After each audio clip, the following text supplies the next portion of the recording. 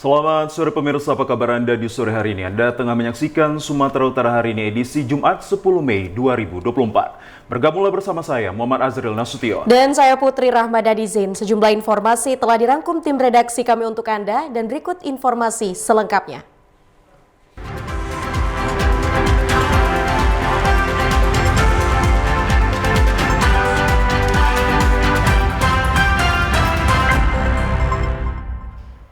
Pemirsa, di informasi yang pertama, hujan deras mengakibatkan longsor di sejumlah titik di lintas Sumatera Tarutung Sibolga malam tadi sehingga satu orang balita meninggal dunia akibat tertimpa reruntuhan bangunan. Hujan deras melanda Kecamatan Tarutung dan sekitarnya mulai sore hingga malam tadi yang mengakibatkan longsor pada sejumlah titik di jalur Tarutung Sibolga. Cuaca ekstrim disertai curah hujan yang tinggi mengakibatkan tebing longsor disertai bebatuan. Sementara itu, arus lalu lintas sempat macet akibat material longsor menutupi badan jalan. Salah seorang warga mengatakan jika curah hujan tinggi di sepanjang jalur ini sering terjadi longsor dan menimpa pohon hingga ke bahu jalan. Pasca kejadian tersebut, sejumlah petugas dari Polres Tapanuli Utara dan Babinsa Kodim 0210 serta dari pemerintah daerah Taput melakukan pembersihan dengan menggunakan alat berat dan mobil damkar agar dapat dilalui kendaraan. Selain itu, seorang balita usia 4 tahun meninggal dunia akibat tertimpa reruntuhan bangunan. Menurut keterangan Kepala Desa Hutatoruan 3, Binet Tobing, pasca kejadian pihaknya dengan dibantu warga telah melakukan evakuasi korban dan telah diserahkan kepada pihak keluarga. Pemirsa, mobil mewah berwarna putih menabrak dua mobil yang sedang terparkir dan dua orang pengendara sepeda motor yang sedang berboncengan di Jalan Wahid Hasyim, Kota Medan. Mobil mewah yang dikendarai seorang pria dengan kecepatan tinggi dan di bawah pengaruh minuman beralkohol terlibat laka lantas di Jalan Wahid Hasyim, Simpang Jalan C Besitang, Kota Medan. Mobil yang dikendarai seorang pria yang datang dari Jalan Wahid Hasyim ini menabrak ke Jalan Simpang Barat. Awalnya mobil ini menabrak dua pengendara sepeda motor yang berboncengan hingga kritis dan langsung dibawa ke rumah sakit. Personil unit lantas yang datang ke lokasi mengatakan mobil mewah ini juga menghantam dua mobil yang sedang terparkir di bahu jalan hingga mengalami rusak parah. Kasat Lantas Polrestabes Medan, Kompol Andika Temanta Purba mengatakan saat ini pengendara mobil Mercy berinisial HS tersebut sedang dalam pemeriksaan polisi dan kemungkinan akan ditahan sebab mengakibatkan korban. Kalau hasil pemeriksaan kemarin memang yang bersangkutan mengakui bahwa dia habis mengkonsumsi alkohol dan pada saat diperiksa memang terlihat tanda-tanda fisiknya menunjukkan bahwa dia di bawah pengaruh alkohol. Namun untuk keterangan lebih lanjut kita masih menunggu hasil tes darah, masih kita lakukan siang ini. Sementara untuk korban dua orang pengendara sepeda motor yang berboncengan hingga kini juga masih dalam perawatan intensif di rumah sakit sebab penderita luka yang cukup parah di bagian kepala dan juga paha korban. Kita beralih ke informasi lainnya, pemirsa. Satuan Reserse Kriminal Polrestabes Medan mengungkap praktek jual beli bayi berusia 11 tahun. Maksud kami 11 bulan yang melibatkan ayah sang bayi. Dalam kasus ini korban dijual melalui media sosial dengan harga 15 juta rupiah. NJH yang merupakan warga Kecamatan Medan Area dan AHB warga Lubuk Pakam harus berurusan dengan petugas Satreskrim Polrestabes Medan usai terlibat praktek jual beli bayi yang masih berusia 11 bulan. Keduanya ditangkap oleh warga di kawasan Medan Tuntungan dan proses penangkapannya sempat viral di media sosial usai disebut sebagai pelaku penculikan bayi. Namun ternyata kedua wanita tersebut merupakan pembeli yang dijual oleh sang ayah kepada keduanya usai mereka berkomunikasi melalui media sosial. Usai terjadi kesepakatan, keduanya kemudian bertemu dan menyerahkan uang senilai 15 juta rupiah kepada ayah sang bayi yang kini menjadi buron. Kedua wanita ini akhirnya ditangkap usai menjalin komunikasi dengan ibu korban lewat media sosial yang sejak awal tidak mengetahui jika anaknya hilang akibat dijual sang suami. Wakasat Reskrim Polrestabes Medan AKP Zikri Muammar menyebutkan pihaknya kini masih melakukan penyelidikan terkait dugaan kedua pelaku yang telah ditangkap merupakan bagian dari sindikat perdagangan orang dengan modus adopsi. Hasil penyelidikan yang dilakukan oleh penyidik terfaktakan bahwa anak tersebut merupakan korban perdagangan anak yang dilakukan oleh orang tuanya, ayahnya berinisial FY. Kemudian orang tuanya tersebut memposting di Facebook bahwa anak tersebut butuh ibu asuh. Kemudian postingan tersebut disambut oleh tersangka berinisial NJH. Sementara itu pihak kepolisian kini masih mengejar ayah dari bayi tersebut yang buron serta juga terhadap 2 pelaku yang telah ditangkap dengan terancam penjara selama 15 tahun karena dijerat dengan Undang-Undang Perlindungan Anak. Pemirsa, sekelompok orang tak dikenal menyerang sebuah warung kopi di kawasan Jalan William Iskandar, Deli Serdang dengan cara melempar batu hingga membacok penjaga warkop dan mengancam pengunjung yang berada di warkop tersebut. Rekaman kamera pengawas ini memperlihatkan saat 2 orang tak dikenal menyerang sebuah warung kopi atau kafe di kawasan Jalan William Iskandar, Kabupaten Deli Serdang. 2 orang tak dikenal ini melakukan penyerangan dengan melempar batu pengunjung di warkop tersebut hingga mendatangi penjaga warkop dan melakukan penganiayaan menggunakan sebilah parang. Melihat peristiwa ini, para pengunjung warkop ketakutan hingga berlarian menyelamatkan diri. Pemilik warkop Indra Nasution mengatakan aksi penyerangan ini dipicu saat para pelaku meminta pertolongan kepada para pengunjung karena terjatuh usai membawa mesin judi yang diduga hasil curian. Melihat para pengunjung tak ada yang ingin menolong, para pelaku lalu melempari warkop dengan menggunakan batu karena merasa emosi. Peristiwa ini telah dilaporkan ke pihak kepolisian Polsek Percut Setuan. Korban berharap agar para pelaku ini dapat segera ditangkap karena telah meresahkan para pengunjung dan menganiaya penjaga warkop tersebut.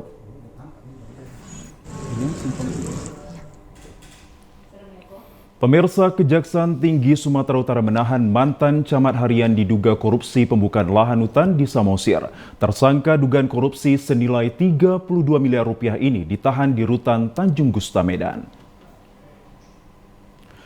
Diduga melakukan tindak pidana korupsi dalam izin membuka lahan untuk pemukiman dan pertanian pada kawasan hutan Kabupaten Samosir yang terletak di Desa Partungko, Naginjang, Kecamatan Harian, tim Jaksa Penuntut Umum Kejaksaan Negeri Samosir menerima barang bukti tahap 2 tersangka WS dan langsung ditahan. Tersangka WS terlihat mengenakan baju rompi berwarna oranye saat digiring petugas di kantor Kejaksaan Tinggi Sumatera Utara, Medan kemarin.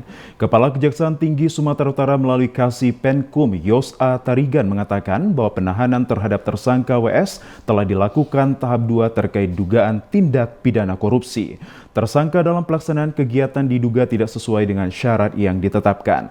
Penyerahan berkas perkara tersangka dan barang bukti dilaksanakan di Kejaksaan Negeri Samosir pada hari Rabu 8 Mei 2024 setelah terlebih dahulu melalui proses administrasi di kantor Kejaksaan Tinggi Sumatera Utara.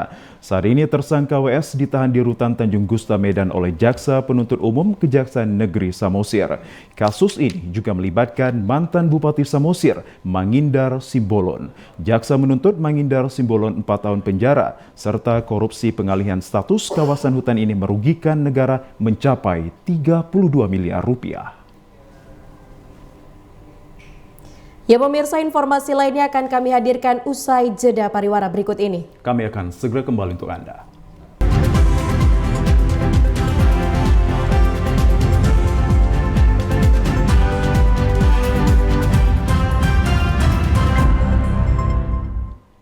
Pemirsa, cuaca panas dan ekstrim mengakibatkan kebun pohon naga milik Pondok Pesantren Kismuali Al-Wasliyah di Dusun Desa Firdaus, Kecamatan Serampah, Kabupaten Serdang Bedagai terbakar. Kebakaran kembali terjadi, kali ini menimpa kebun pohon naga yang kurang terawat yang berada di lahan Pondok Pesantren Kismuali Al-Wasliyah, Serdang Bedagai. Menurut keterangan salah seorang warga, Nur Hayati, yang rumahnya berada dekat dengan kebun pohon naga tersebut mengatakan bahwa sebelum api membesar dirinya mendengar suara rumput terbakar. Agar api tidak menjalar ke rumahnya, Nur Hayati pun menyiram rerumputan yang berada di dekat rumahnya dengan air seadanya. Kemudian ia menghubungi pihak pemadam kebakaran dan tidak berselang lama 2 unit mobil pemadam kebakaran tiba di lokasi. Dan dengan waktu singkat petugas berhasil memadamkan api sehingga api tidak merambat ke pemukiman warga yang berdekatan dengan kebun pohon naga. Suara gemerci api itu kok semakin dekat sama rumah kami gitu. Terus kami tengok mau keluar, tengok ke belakang, anak-anak tanggung-tanggung yang kecil-kecil itu, anak-anak yang jaga buah naga itulah, pada jerit-jerit, wah minta air, minta air. Kami tengok belakang rumah kami udah marak juga gitu, karena udah lari ke sana. Ini pertamanya tapi dari tengah pokok naga ini apinya, udah jalan ke sana, langsung ambil selang, siram yang belakang rumah kami. Ternyata apinya semakin marak yang di tengah-tengah pokok naga ini. Langsung saya telepon pemadam kebakaran, inilah udah datang pemadam. Pemirsa, Kabupaten Langkat memiliki wilayah yang sangat luas, namun sayangnya masih banyak pembangunan infrastruktur yang masih tidak merata. Seperti halnya jalan lintas Kecamatan Pangkalan Susu yang rusak tanpa adanya perbaikan dari pemerintah. Rusaknya jalan lintas di Kecamatan Pangkalan Susu ini disebabkan melintasnya setiap hari truk bermuatan overkapasitas, sehingga badan jalan tidak sanggup untuk menahan berat beban.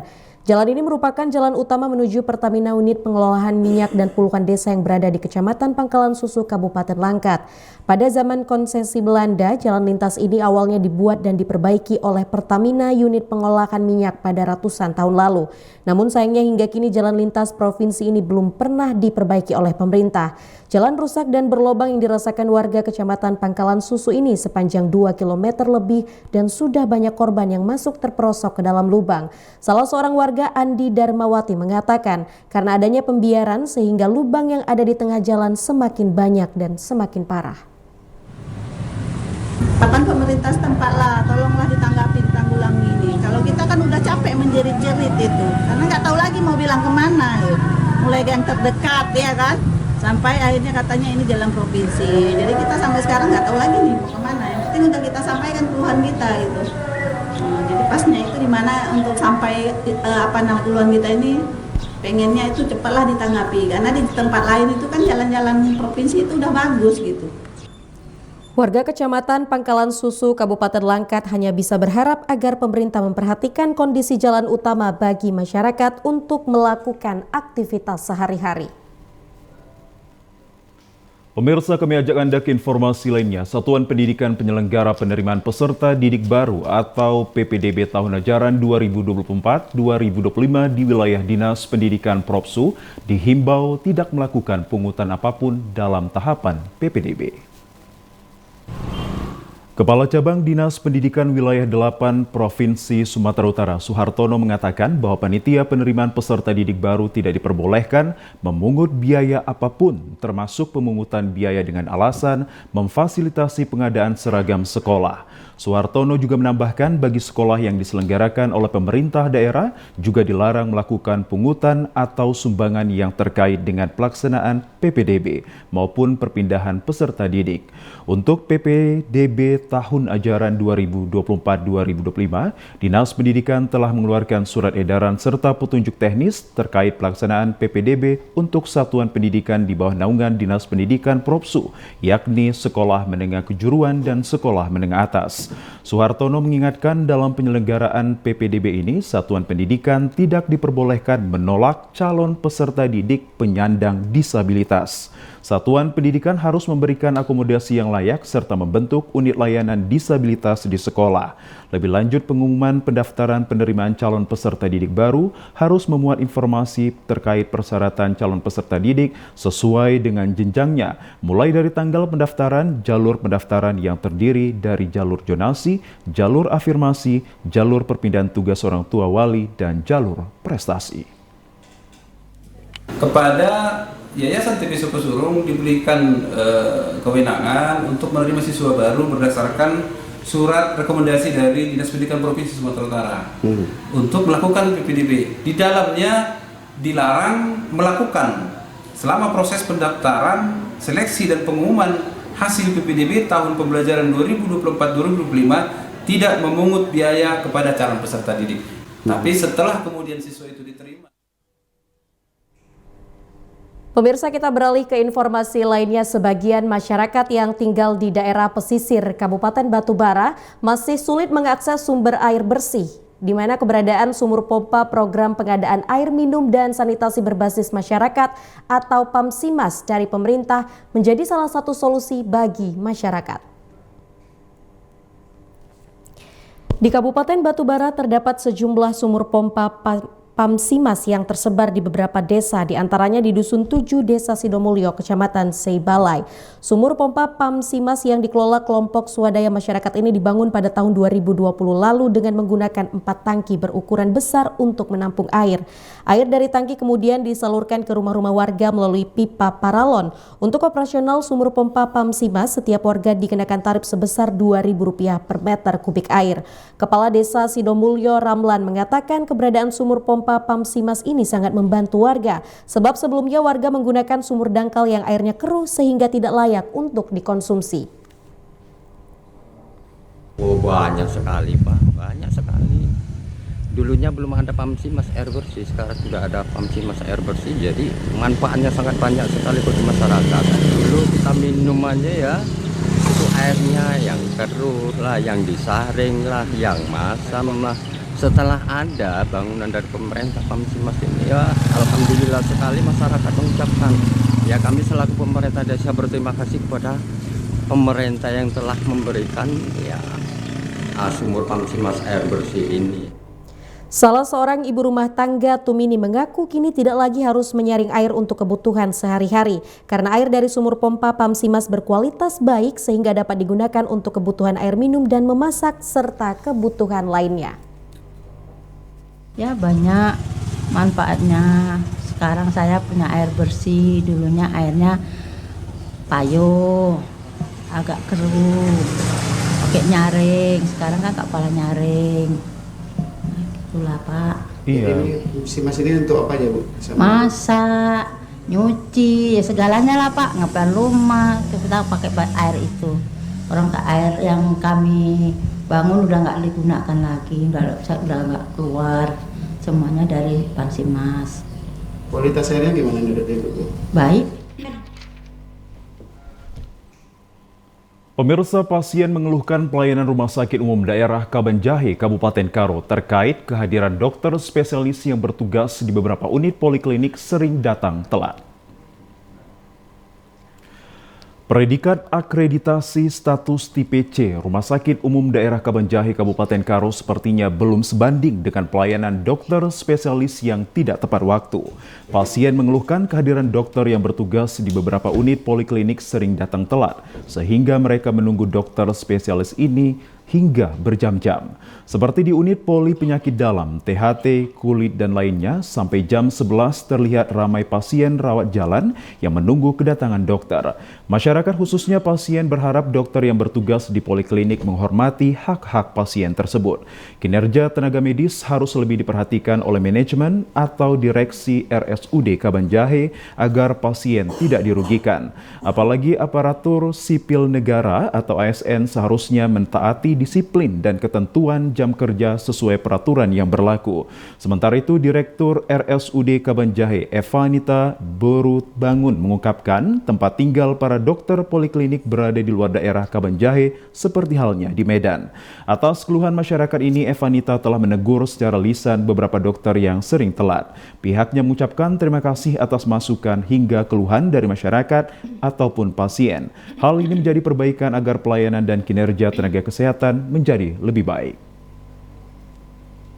Jadi untuk dokter-dokter spesialis yang ada di rumah sakit, untuk menyikapi agar pekerjaan yang dilakukan oleh dokter-dokter kita dapat berjalan dengan baik, kita telah melakukan first scan atau scan wajah untuk para dokter dalam kehadiran mereka.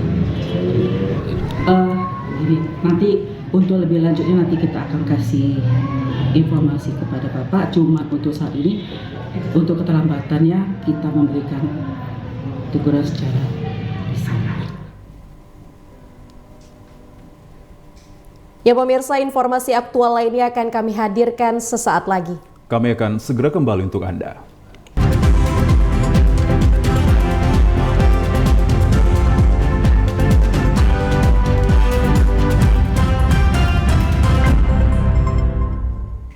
Terima kasih pemirsa, Anda kembali bersama kami dalam program Sumatera Utara hari ini sore. Pemirsa, sebanyak 36 dari 90 desa dan kelurahan di Labuhan Batu Utara belum memenuhi kuota bakal calon panitia pemilihan sementara.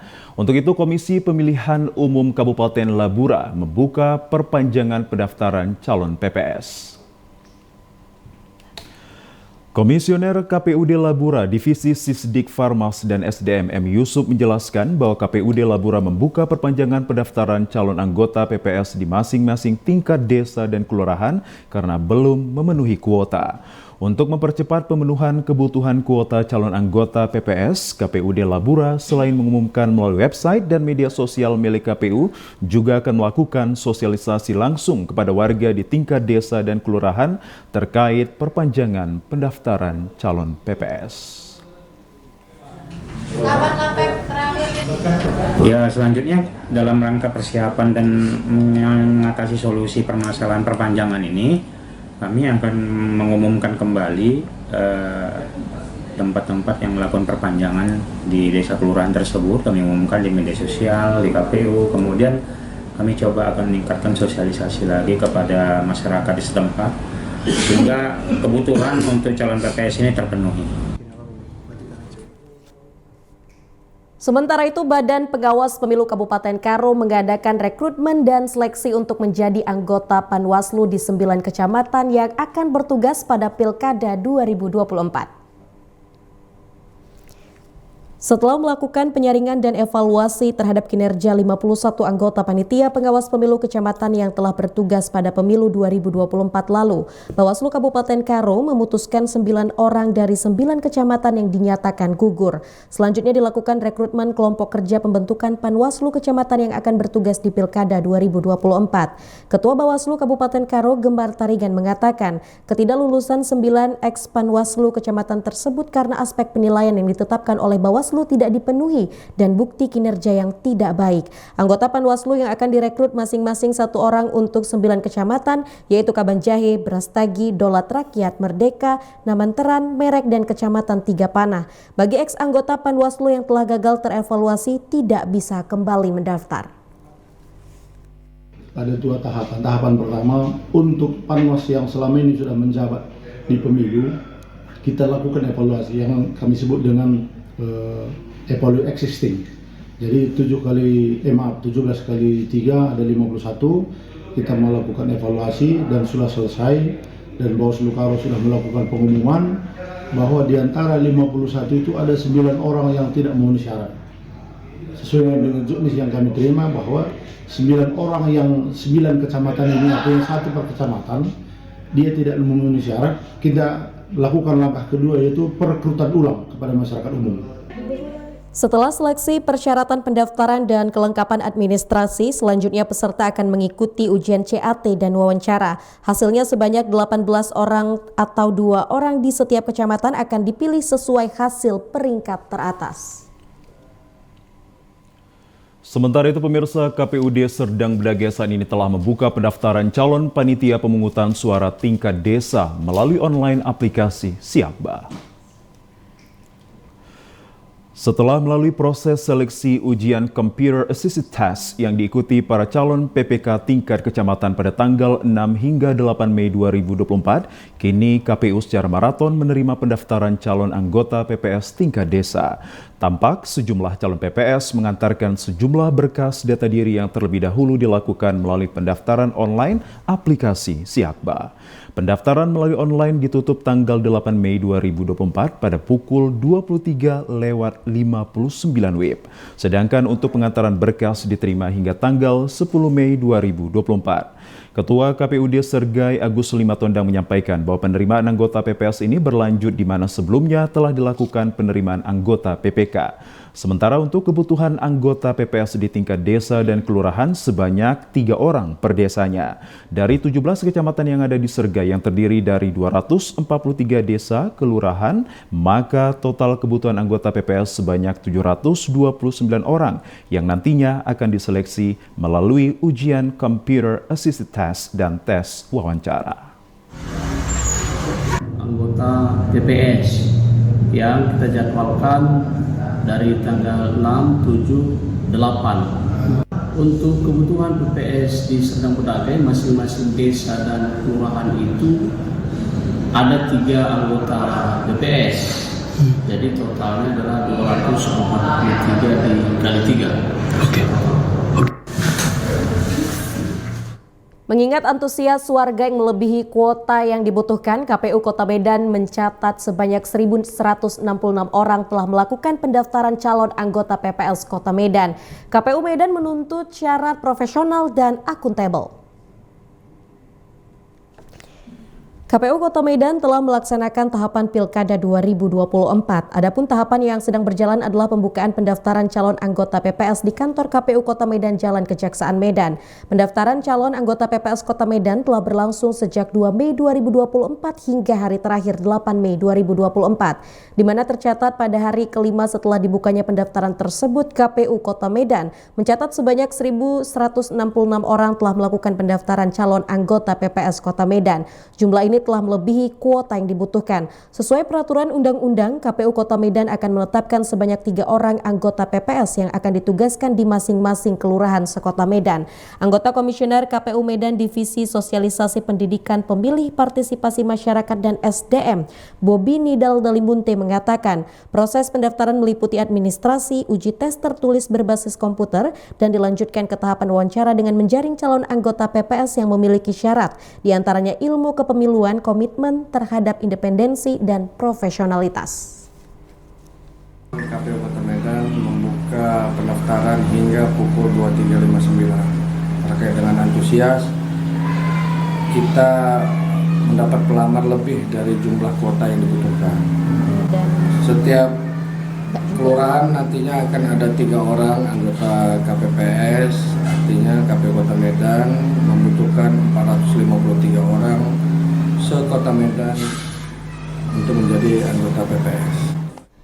Sebelumnya KPU Kota Medan mencatat ada sebanyak 1.286 orang yang melakukan pendaftaran calon anggota PPK. Dari hasil penelitian administrasi calon anggota PPK terjaring sebanyak 768 orang yang telah mengikuti tahapan ujian tes tertulis berbasis komputer. Pemirsa, kami ajak Anda ke informasi lainnya. Pengibaran bendera Lembaga Pengembangan Tilawatil Quran dan Lembaga Pengembangan Qasidah Indonesia sebagai tanda akan dibukanya Festival MTQ dan Seni Qasidah ke-15 tingkat Kabupaten Selatan. Pengibaran bendera dibukanya MTQ dan Seni Qasidah ke-15 Labuhan Batu Selatan dihadiri ratusan masyarakat dan Forkopimda di lapangan SSBK Kecamatan Kota Pinang. Pada Kamis 9 Mei 2024, pengibaran bendera LPTQ dan LASKI sebagai tanda akan dibukanya Festival MTQ dan Seni Qasidah ke-15 tingkat Kabupaten. Dalam MTQ akan dilaksanakan di 13 cabang perlombaan yang harus diikuti oleh peserta dari 5 kecamatan di Labusel. Seiring akan dilaksanakannya MTQ dan Seni Qasidah tingkat Kabupaten, Bupati Labusel Edimin berharap dengan diadakannya MTQ dan Seni Qasidah dapat menjalin silaturahmi yang baik pada seluruh masyarakat yang berada di Kabupaten Labusel. Sedangkan untuk hakim dan juri agar berlaku adil dan baik karena siapapun yang menang itu adalah putra-putri Labusel. Kami berharap diadakannya MTQ dan SNI menjalin silaturahmi yang baik kepada seluruh masyarakat yang berada di Kabupaten agama Islam. Harapan kami dengan dibuat ini menambah keyakinan kita beragama masing-masing. Pesannya kepada hakim dan juri apa ini Pak Bupati? Kalau pesan saya kepada hakim dan juri, berlakulah dengan adil dan baik. Siapapun yang menang itu adalah putra-putri Labusel.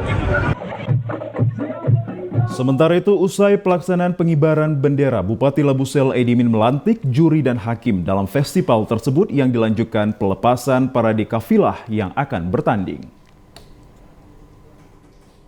Pemirsa, seorang penarik becak di Asahan meski tidak pernah menyangka dapat melaksanakan ibadah haji, namun setelah menabung selama bertahun-tahun, akhirnya dapat menunaikan ibadah haji ke Tanah Suci Mekah. Modung Siregar usia 74 tahun, warga Jalan Merbuk lingkungan 1 Kelurahan Gambir Baru Kota Kisaran Timur Asahan. Kesehariannya bekerja sebagai penarik becak motor yang telah dilakoninya sejak puluhan tahun lalu. Dengan kegigihannya bekerja dan menabung setiap hari, ia akhirnya dapat berangkat menunaikan ibadah haji ke Tanah Suci pada tahun 2024. Modung mengaku mendaftar haji dengan tabungan awal 1 juta rupiah. Kemudian tabungannya bertambah hingga mendapat nomor porsi dengan membayar biaya 25.500.000 rupiah di tahun 2012 lalu. Modung pun mencicil biaya tersebut dan sisa uang biaya pelunasan haji diberikan oleh anaknya. Jadi ada uangku 1 juta, bisa menabung, itulah DP-nya. Waktu itu. Tahun berapa itu, Pak? Tahun 2012, bulan pertama. 12. Oh itu ya. Jadi 3 tahun sesudah itu baru dapat nomor porsinya yang 25 juta 500 waktu. Oh, jadi bangkunya itu dapat. Ya, baru dapat nomor lah. Setelah itu baru cicil terus sampai 30 juta lah uangku kekumpul. Ini anakku yang nambah. Itu si bungsu itu.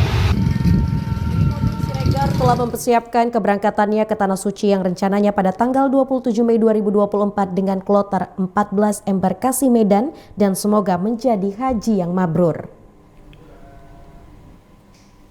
Ya, pemirsa, nobar atau nonton bareng Timnas U23 Indonesia versus Guinea juga digelar di salah satu kafe di Desa Firdaus malam tadi.